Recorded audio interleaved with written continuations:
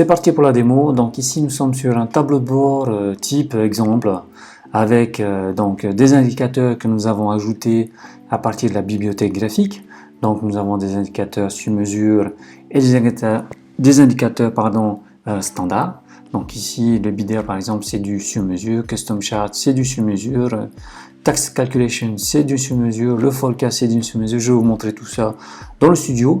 Donc comment on organise donc les indicateurs. Donc vous pouvez survoler la barre des titres pour donc déplacer donc vos graphes donc et les réorganiser.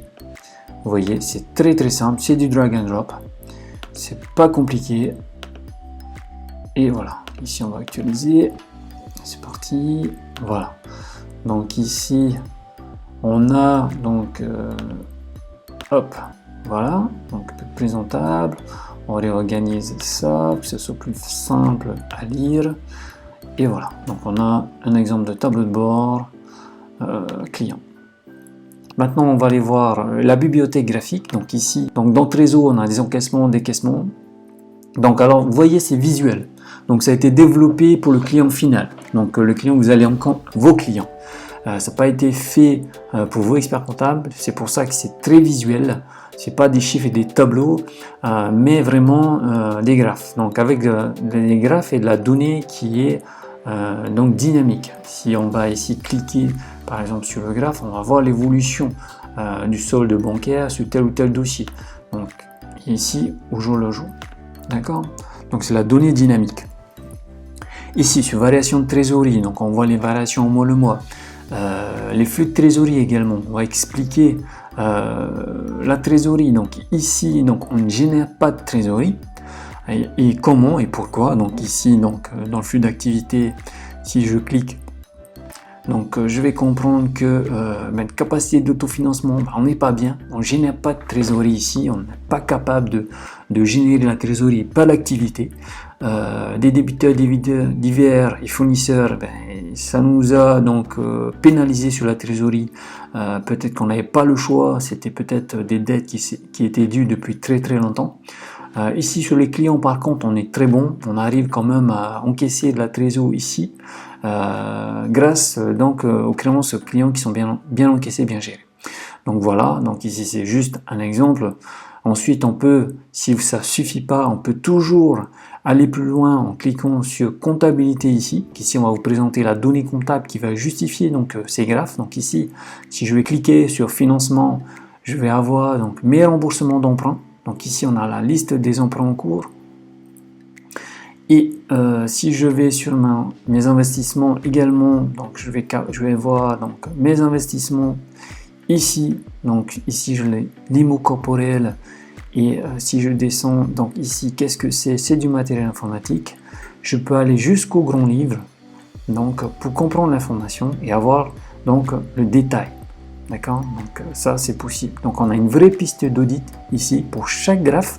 Vous êtes capable d'avoir donc l'analyse graphique, la balance comptable qui va vraiment faire donc un peu synthétiser la donnée comptable, puis le grand livre vraiment descendre dans l'information, donc l'origine de l'écriture comptable.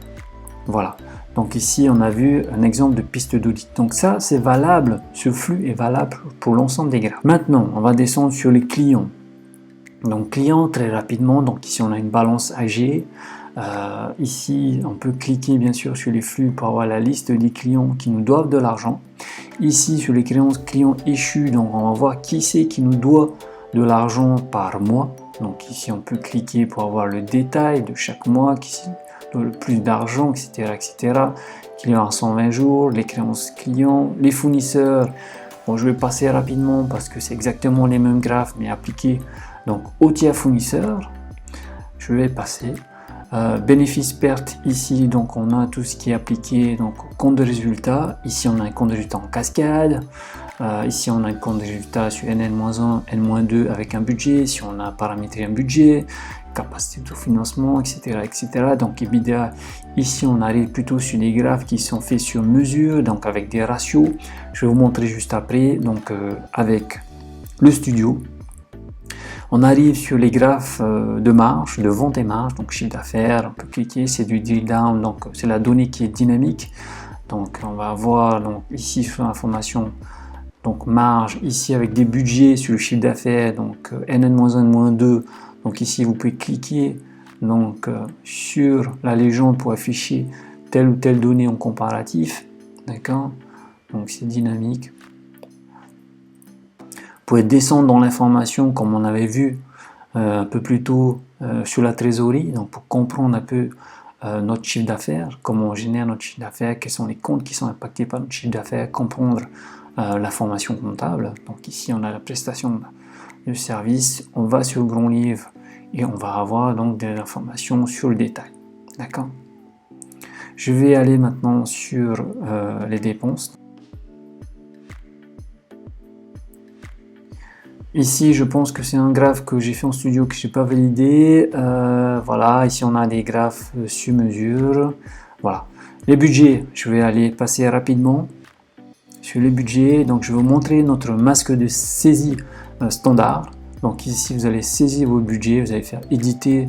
Vous avez N-1 pour avoir un point de repère. Ensuite, vous allez saisir ici vos budgets. Donc, tout simplement, c'est vraiment la saisie basique. Vous allez enregistrer et ça va se déverser dans votre graphe de vente. C'est pour ça qu'on a vu plus tôt dans le graphe de chiffre d'affaires, donc des budgets. Donc ici, vous avez le suivi, réalisé, budget, variation. Voilà, vous avez compris comment fonctionnent les budgets, comptabilité, je passe. Mapping, donc mapping, ça vous permet de personnaliser, on va dire, l'affectation en fait du plan comptable client. En frais de structure, en charge de personnel, en chiffre d'affaires. C'est vous qui allez donc réaffecter si besoin pour faire vraiment de la customisation du plan comptable, du calcul du chiffre d'affaires, etc., etc. Donc c'est ici que vous allez pouvoir personnaliser. Ensuite, si ça ne vous plaît pas, les frais de structure, le nommage ne vous plaît pas, vous pouvez renommer bien sûr les catégories. Renommer les achats consommés par exemple en production, frais de production, frais de structure en coût administratif, frais de personne en charge personnelle, etc. Vous avez compris le principe. Chiffre d'affaires en recettes, voilà, donc c'est entièrement personnalisable. Intégration, donc pour l'intégration, donc en France, je parle, donc vous pouvez intégrer le FEC et Ibiza. Donc Ibiza, c'est avec un token. Le FEC, c'est un import de fichier. Alors je vous montre rapidement donc le masque d'import. Donc vous allez sélectionner votre dossier, vous allez taper le début, date début, donc 1er janvier, date de fin 31/12. Vous allez récupérer votre fichier FEC sur votre serveur, vous allez cliquer sur importer, vous attendez 2 minutes et votre donnée sera rafraîchie. En fait, votre tableau de bord sera prêt. Vous allez, normalement, vous allez recevoir une notification par mail vous disant que vos données sont prêtes et vous allez ainsi pouvoir consulter le tableau de bord de votre nouveau dossier. Donc ici, pour créer un dossier, c'est ici, donc créer un nouveau dossier.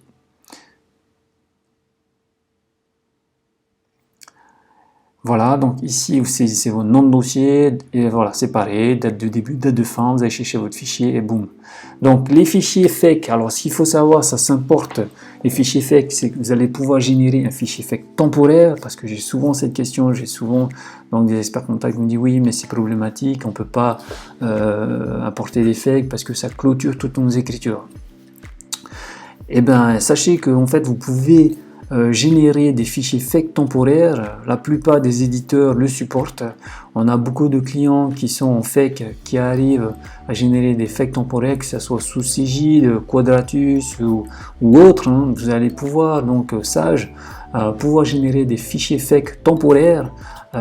Et ce qu'il faut savoir, donc pour nous, pour que notre import fonctionne bien, il faut importer des fichiers FEC de l'année sur l'exercice complet. Donc vous n'allez pas importer par exemple au mois le mois, vous n'allez pas importer chaque mois votre fichier FEC du 1er janvier au 31 janvier, puis du 1er février au 28 février. Non, c'est pas comme ça que ça se passe chez nous. En fait, pour que ça fonctionne, il faut importer systématiquement l'exercice. Donc du 1er janvier au 31 décembre, si votre exercice court sur l'année civile. Donc systématiquement, il faut bien comprendre ça. Donc l'import et la mise à jour des données se font par exercice, donc complet. Voilà. Même si vous n'avez pas de données en octobre, novembre, décembre, c'est pas grave, il faut faire l'import donc par exercice complet, toujours du 1er au 31 décembre. Voilà, c'est une petite note à part pour l'import du FEC. Maintenant, nous allons passer donc sur le studio. Voilà, donc le studio vous permet donc de générer des graphes sur mesure. Ici, on a quelques formules donc qu'on a développées. Donc vous allez pouvoir utiliser. Donc ici, vous voyez très bien le langage est très simplissime. Ici, on prend par exemple chiffre d'affaires forecast, c'est 706 étoiles. Donc quand on met une étoile, c'est qu'on veut prendre une racine. Donc ici, 706 étoiles, c'est qu'on veut prendre les comptes de prestation de service à multiplier par -1. Et on va ajouter à ça l'ajustement du chiffre d'affaires. Alors ça, c'est de la donnée extra-comptable. Cette donnée extra-comptable, elle est gérée ici dans des tables qui sont gérées ici dans métrique. Alors métrique, c'est des tables en fait de données dans lesquelles vous allez pouvoir mettre un peu n'importe quoi, tout ce que vous avez envie, que ce soit des DAP, des charges exceptionnelles, des prévisions, des nombres de couverts, des nombres d'heures, ce que vous voulez. L'idée, c'est de mettre de l'information extra-comptable et de l'utiliser dans Studio, comme on a fait ici. On va combiner donc la donnée comptable avec de la donnée donc externe, la donnée qu'on dit donc extra-comptable. Donc ici, on voit donc plus ajustement du chiffre d'affaires. Donc ça, c'est une table qu'on a saisie. Donc ça nous permet de faire du forecast. Vous avez bien compris. Donc ici, d'ajustement du chiffre d'affaires, on va saisir notre forecast donc dans métrique.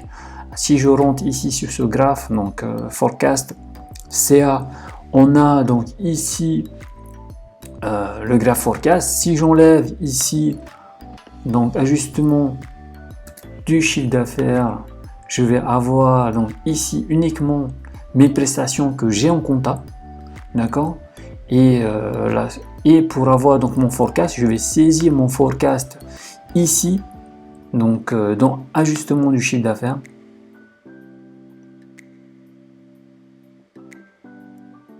Et c'est là que je vais saisir donc mon atterrissage, quels sont les mois qui sont manquants et quelles sont mes estimations. Donc avec ces estimations, je vais pouvoir donner un atterrissage au chef d'entreprise et l'aider dans l'accompagnement. Donc ici, je retourne.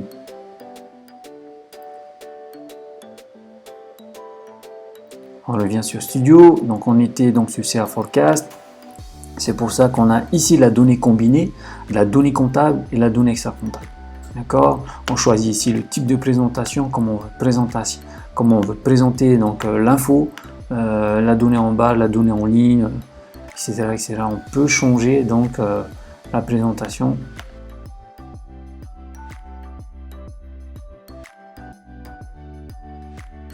Et on peut faire, on sélectionne, est-ce qu'on fait une présentation à l'année, est-ce qu'on veut une présentation au mois.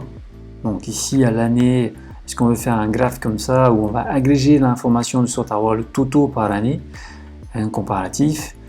Et on va descendre, donc ici c'est l'exploration graphique année, mois, jour. Donc ici année, si je clique, je vais explorer, j'arrive en mois. Si je clique, je vais arriver en jour. D'accord? Voilà, la logique. Ok, la catégorie, si on fait dans quelle catégorie ici, où est-ce qu'on veut enregistrer ce graphe? On va l'enregistrer dans vente et marge de la bibliothèque graphique. Donc c'est ici qu'on va retrouver ce graphe qu'on vient de créer et qu'on va pouvoir ajouter ensuite dans notre tableau de bord. D'accord? Donc ici, une petite description et voilà. Donc si je veux créer un nouveau graphe, par exemple, je vais faire démo. Ici, je peux m'aider de l'assistant. Donc ici, dans l'assistant, je vais avoir donc l'ensemble des métriques. Je vais avoir également mes formules que je peux reprendre des formules existantes et je vais avoir mon plan comptable. Donc il suffit de cliquer sur ce que j'ai besoin. Donc ici par exemple, si je veux faire un ratio et que je vais faire le ratio par exemple charge sociale sur chiffre d'affaires. Donc ici je vais prendre l'assistant, je vais faire la recherche, donc je vais taper charge sociale, non on n'a pas de charge sociale, si voilà, charge sociale, je clique dessus, hop. Tout de suite, ça se met dans la barre de formule, tout simple. Ensuite, je vais faire diviser, et ici, je vais dans l'assistant, je vais taper chiffre d'affaires. Voilà, je clique sur chiffre d'affaires, et hop, j'ai mon ratio, donc charge sociale chiffre d'affaires. Je vais rapporter ça, donc je vais mettre ça entre parenthèses, je vais multiplier par 100 pour avoir un pourcentage, et voilà, on a notre ratio, on a notre évolution, on peut mettre ça en ligne. Voilà, on va partir plutôt une présentation en mois, voilà, et donc la légende, super. On va ensuite dans quelle catégorie? Alors ce ratio charge, oui, je vais le mettre dans charge. Description, je vais mettre juste ratio, charge sociale sur CA. Voilà, je vais créer ce graphe démo ratio qui s'appelle démo ratio. Je vais le retrouver ici, donc je vais le retrouver ici, voilà, démo ratio. Ensuite, maintenant, je vais donc, comme je l'ai enregistré dans charge, je vais retrouver mon graphe ici. Et je vais tout en bas. Voilà, donc j'ai mon nouveau graphe ici que je vais ajouter donc à mon tableau de bord. Clique sur la molette, hop, ajouter au tableau de bord, hop, bravo, c'est parti. Maintenant, j'ai un nouveau graphe dans mon tableau de bord.